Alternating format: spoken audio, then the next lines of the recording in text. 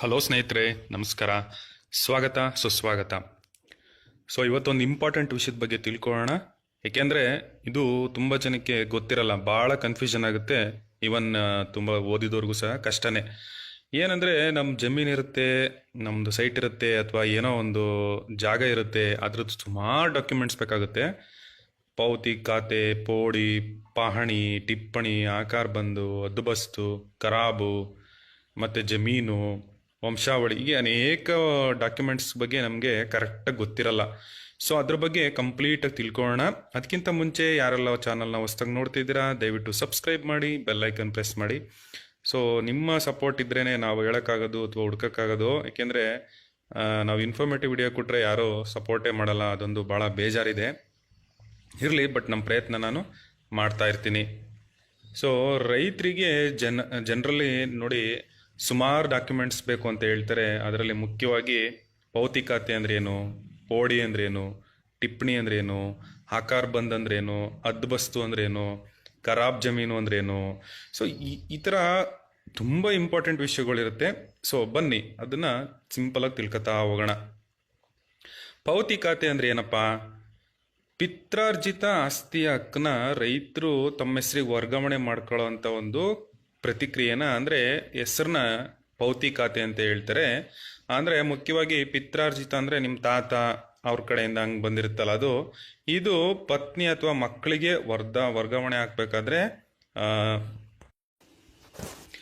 ಮುಖ್ಯವಾಗಿ ಏನಪ್ಪ ಅಂದರೆ, ಈಗ ಪಿತ್ರಾರ್ಜಿತ ಆಸ್ತಿ ಹಕ್ಕು ಅಂದರೆ ತಮ್ಮ ಕುಟುಂಬಕ್ಕೆ ಅಂದರೆ ಪತ್ನಿ ಅಥವಾ ಮಕ್ಕಳಿಗೆ ವರ್ಗಾವಣೆ ಮಾಡಬೇಕಾದ್ರೆ ನಿಯಮದ ಪ್ರಕಾರ ಯಾವುದೇ ವ್ಯಕ್ತಿ ಅವರು ಅಂದರೆ ಸಾವನ್ನಪ್ಪಿದಾಗ 28 ದಿನಗಳ ಒಳಗಡೆ ಸಂಬಂಧಪಟ್ಟಂತಹ ಗ್ರಾಮ ಲೆಕ್ಕಿಗ ಅಂತ ಏನು ಹೇಳ್ತೀವಿ, ವಿಲೇಜ್ ಅಕೌಂಟೆಂಟ್ ಅಂತ ಏನು ಹೇಳ್ತೀವಲ್ಲ, ಅವ್ರ ಹತ್ರ ಹೋಗ್ಬಿಟ್ಟು ಮರಣ ಪ್ರಮಾಣ ಪತ್ರ ತಗೊಂಡು 1 ವರ್ಷ ಅವ್ರಿಗೆ ಕೊಟ್ಟು 1 ವರ್ಷದ ಒಳಗಾಗಿ ತಹಶೀಲ್ದಾರ್ಗೆ ಸಹ ಕೊಡಬೇಕಾಗುತ್ತೆ. 1 ವರ್ಷದ ಮೇಲ್ಪಟ್ಟ ಪ್ರಕರಣಗಳಿಗೆ JMF ನ್ಯಾಯಾಲಯದ ಮೂಲಕ ಮರಣ ಪತ್ರ ಪಡ್ಕೊಂಡು ಪಾವತಿ ಖಾತೆನ ಪಡ್ಕೊಳ್ಳೋದಕ್ಕೆ ಅರ್ಜಿನ ಸಲ್ಲಿಸಬೇಕಾಗುತ್ತೆ ಸ್ನೇಹಿತರೆ.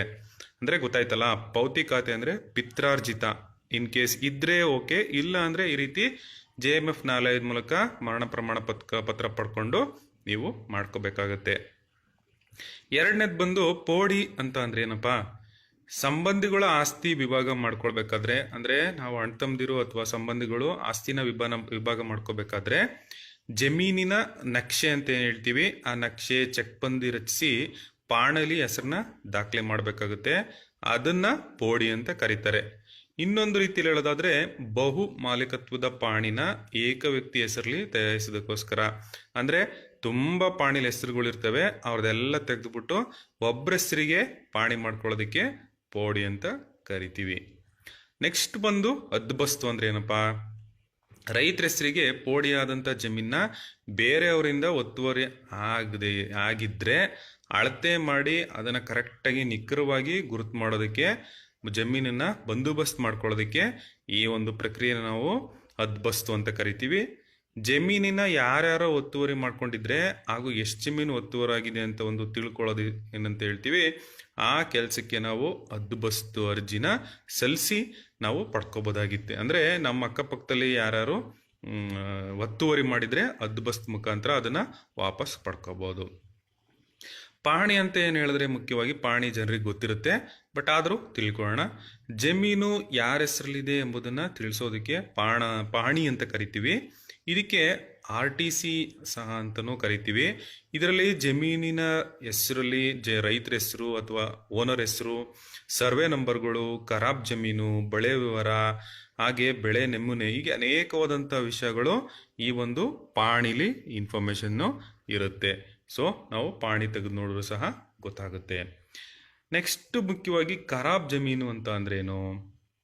ಖರಾಬ್ ಜಮೀನು ಅಂದರೆ ಜಮೀನುಗಳಲ್ಲಿ ಪ್ರಕೃತಿದತ್ತವಾಗಿ ಅಂದರೆ ನ್ಯಾಚುರಲ್ ಆಗಿ ಬಂದಿರುವಂಥ ಒಂದು ಜಾಗಗಳು, ಹಳ್ಳ ಹರಿಯೋಕೆ ಇರ್ಬೋದು, ರಾಜಕಾಲುವೆ ಇರ್ಬೋದು, ಸಾರ್ವಜನಿಕ ಬಳಕೆ ರೋಡ್ ಇರ್ಬೋದು, ಕಾಲ್ದಾರಿ ಇರ್ಬೋದು, ಅಥವಾ ಪಾಳು ಬಿದ್ದಿರೋಂಥ ಜಾಗ ಇರ್ಬೋದು, ಅಥವಾ ಖರಾಬ್ ಜಮೀನು ಅಂತಲೇ ಹೇಳ್ತಾರೆ.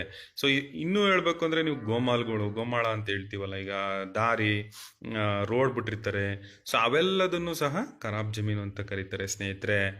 ಸೊ ಇಂಥ ಜಮೀನುಗಳು ಆಯಾ ಸರ್ವೆ ನಂಬರ್ಗಳ ವ್ಯಾಪ್ತಿಲಿ ಇಷ್ಟು ಕುಂಟೆ ಅಂತ ಬರ್ದಿರ್ತಾರೆ ಆಲ್ರೆಡಿ.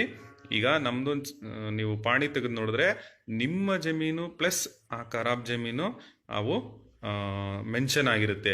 ಸುಮಾರು ಜನ ನಾವು ನೋಡ್ತಿರ್ತೀವಿ, ಈಗ ಸೈಡ್ ತಗೊಂಡಿರ್ತಾರೆ, ಅದು ಖರಾಬ್ ಜಮೀನು ಆಗಿರುತ್ತೆ, ಅಂದರೆ ರಾಜಕಾಲುವೆ ಹೋಗಿರುತ್ತೆ ಅಥವಾ ರೋಡ್ ಇರುತ್ತೆ ಹಂಗೆ. ಸೊ ಅವೆಲ್ಲ ನೀವು ಡೀಟೇಲ್ ಆಗಿ ಚೆಕ್ ಮಾಡ್ಕೋಬೇಕಾಗುತ್ತೆ ಖರಾಬ್ ಜಮೀನು ಅಂತ ಅಂದರೆ ಏನು ಅಂತ. ಇನ್ನೊಂದು ಮುಖ್ಯವಾದಂಥ ಅಂಶ ಏನಪ್ಪ ಅಂದರೆ ಟಿಪ್ಪಣಿ ಅಂತ ಕರೀತಾರೆ. ಟಿಪ್ಪಣಿ ಅಂದರೆ ಏನಪ್ಪ ಅಂದರೆ ಸ್ವತಂತ್ರ ಪೂರ್ವದಲ್ಲಿ ರಾಜ್ಯದ ಜಮೀನುಗಳನ್ನ ಸರ್ವೆ ಮಾಡಿದ್ರಂತೆ. ಮಾಡಿದಾಗ ಸ್ವತಂತ್ರ ನಂತರ ಮತ್ತೆ ಅದನ್ನು ಜಮೀನಿನ ಅಳತೆ ಮಾಡಿದ್ದಾರೆ. ಸ್ವತಂತ್ರ ಪೂರ್ವ ಮತ್ತು ಸ್ವತಂತ್ರ ನಂತರ ಮಾಡಲಾದಂಥ ಅಳತೆಗಳು ಕೆಲವು ತಪ್ಪುಗಳನ್ನ ಸರಿಪಡಿಸಲಾಗಿದೆ. ಆ ರೀತಿ ಅದನ್ನೆಲ್ಲ ಸರಿಪಡಿಸಿರುವಂಥದ್ದನ್ನೇ ಟಿಪ್ಪಣಿ ಅಂತ ಕರೀತಾರೆ ಸ್ನೇಹಿತರೆ. ನೆಕ್ಸ್ಟ್ ಇನ್ನೊಂದು ಮುಖ್ಯವಾದಂಥ ವಿಶೇಷ ಅಂದರೆ ಆಕಾರ್ ಬಂದ್ ಅಂತ ಹೇಳ್ತಾರೆ. ಆಕಾರ್ ಬಂದ್ರಂದರೆ ಜಮೀನಿನ ಅಂತಿಮ ವಿಸ್ತರಣವನ್ನು ಆಕಾರ್ ಬಂದ್ ಅಂತ ಕರೀತಾರೆ. ಆಕಾರ್ ಬಂದ್ ಸಹ ನೋಡಲು ಪಾಣಿ ಅಂತಲೇ ಕಾಣುತ್ತೆ. ಇದರಲ್ಲಿ 29 ಕಾಲಮ್ಗಳಿರುತ್ತೆ ಸ್ನೇಹಿತರೆ. ಇದರಲ್ಲಿ ಇದು ಸಹ ನೋಡೋದಕ್ಕೆ ಪಾಣಿ ಥರನೇ ಕಾಣುತ್ತೆ ಆಕಾರ್ ಬಂದು. ಹಾಗೇನೆ ಮುಟೇಶನ್ ಅನ್ನೋದು ಭಾಳ ಇಂಪಾರ್ಟೆಂಟು. ನೀವು ಮುಟೇಶನನ್ನು ಅಂದರೆ ವರ್ಷ ನೀವು ತಗೋತಿದ್ರೆ ಭಾಳನೇ ಇಂಪಾರ್ಟೆಂಟ್ ಆಗಿರುತ್ತೆ. ಮುಟೇಶನ್ ಪ್ರಾಪರ್ಟಿ ಅಂತ ಏನಂದರೆ ಆಸ್ತಿ ಜಮೀನು ಯಾರಿಂದ ಯಾರಿಗೆ ಪ್ರಾಪರ್ಟಿ ವರ್ಗಾವಣೆ ಆಗಿದೆ ಎಂಬುದನ್ನು ತಿಳಿಸೋದಕ್ಕೋಸ್ಕರ ಈ ಒಂದು ಮುಟೇಶನ್ನು ಸಿಗುತ್ತೆ. ಇದು ಗಿಫ್ಟು, ಸೇಲು, ವಿಲ್ಲು ಮತ್ತು ಉತ್ತರಾಧಿಕಾರ ಎಲ್ಲ ಬರೋವಂಥ ಎಲ್ಲ ವರ್ಗಾವಣೆಯಿಂದ ಬರೋವಂಥ ಇನ್ಫಾರ್ಮೇಷನ್ನ ಈ ಒಂದು ಮುಟೇಶನ್ನು ನಮಗೆ ತಿಳಿಸುತ್ತೆ ಸ್ನೇಹಿತರೆ. ಸೊ ನಾನು ಆಗಲೇ ಹೇಳಿದಾಗೆ ಮುಟೇಶನ್ ಭಾಳ ಇಂಪಾರ್ಟೆಂಟ್. ಯಾಕೆಂದರೆ ನಮಗೆ ಗೊತ್ತಿಲ್ಲದಂಗೆ ಎಷ್ಟೋ ಜಮೀನುಗಳು ಬೇರೆ ಬೇರೆ ಹೆಸರಿಗೆ ಹೋಗ್ಬಿಟ್ಟಿರ್ತವೆ. ಹಾಗಾಗಿ ನೀವು ಮುಟೇಶನ್ನ ಅವಾಗವಾಗ ತೆಗೆಸಿ ನೋಡ್ತಾ ಇರಬೇಕಾಗುತ್ತೆ. ವಂಶವೃಕ್ಷ, ಈಗ ವಂಶವೃಕ್ಷನೂ ಭಾಳ ಇಂಪಾರ್ಟೆಂಟ್ ಆಗಿದೆ. ವಂಶವೃಕ್ಷ ಅಂದರೆ ನಮ್ಮ ವಂಶದ ಮೂಲ ಅಥವಾ ಅದರ ಬೆಳವಣಿಗೆ, ಅಲ್ಲಿನ ಕವಲುಗಳು, ಹೀಗೆ ಅನೇಕ ಕುಟುಂಬದಲ್ಲಿ ಹುಟ್ಟಿದಂಥವ್ರು, ಮೃತಪಟ್ಟವಂಥವ್ರು ಎಲ್ಲ ಹೆಸರಿನಲ್ಲಿ ಬರುವಂಥ ಜಮೀನಿನ ಡೀಟೇಲು, ಹಾಗೆಯೇ ವಿದ್ಯಾರ್ಥಿ, ಉದ್ಯೋಗ, ವೃತ್ತಿ ಮೊದಲಾದಂಥ ಸಮಗ್ರ ಮಾಹಿತಿಗಳನ್ನು ಸಹ ಈ ಒಂದು ವಂಶವೃಕ್ಷದಲ್ಲಿ ಪಡ್ಕೋಬೋದು ನಾವು. ಅಂದರೆ ಓವರಾಲ್ ಹೇಳ್ಬೋದು ಅಂದರೆ ಲೈಕ್ ಚಾರ್ಟ್, ಎಲ್ಲಿಂದ ಶುರು ಆಗ್ತಿದೆ, ಎಲ್ಲಿಗೆ ಎಂಡ್ ಆಗ್ತಿದೆ, ಯಾರೇನು ಮಾಡ್ತಾರೆ ಅನ್ನೋ ಒಂದು ಡೀಟೇಲ್ಸ್ ಆಗಿದೆ ಸ್ನೇಹಿತರೆ ಈ ಒಂದು ವಂಶವೃಕ್ಷ. ಸೊ ಈ ವಿಷಯ ನಿಮಗೆ ತುಂಬ ಇಂಪಾರ್ಟೆಂಟು. ಆ್ಯಕ್ಚುಲಿ ಎಲ್ಲರಿಗೂ ಶೇರ್ ಮಾಡಿ, ಯಾರು ಇಗ್ನೋರ್ ಮಾಡಬೇಡಿ. ಈ ಒಂದು ಎಲ್ಲ ಡೀಟೇಲ್ಸ್ನ ತಿಳ್ಕೊಳ್ಳಿ ಅಂತ ಹೇಳ್ತಾ ಈ ವಿಷಯನ ಮುಗಿಸ್ತಾ ಇದ್ದೀನಿ. ಹಾಗೆ ಹೆಚ್ಚೆಚ್ಚು ಲೈಕ್ ಮಾಡಿ, ಕಮೆಂಟ್ ಮಾಡಿ, ನಿಮ್ಮ ಅಭಿಪ್ರಾಯನ ತಿಳಿಸಿ ಸ್ನೇಹಿತರೆ. ನಮಸ್ಕಾರ.